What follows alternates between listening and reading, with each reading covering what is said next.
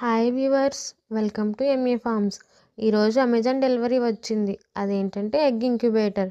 దీనిని అన్బాక్సింగ్ చేద్దాం రండి. దీని కెపాసిటీ ఎలా సెట్ చేయాలి, ఎలా యూస్ చేయాలి అనేది ఫుల్ వీడియోలో చూద్దాం. అలాగే నాటుకోళ్ల షెడ్ ఎలా పెట్టాము, ఎంత ఖర్చు అయింది, అసలు ఎలా స్టార్ట్ చేయాలి అనే వీడియోస్ కూడా చేస్తాము.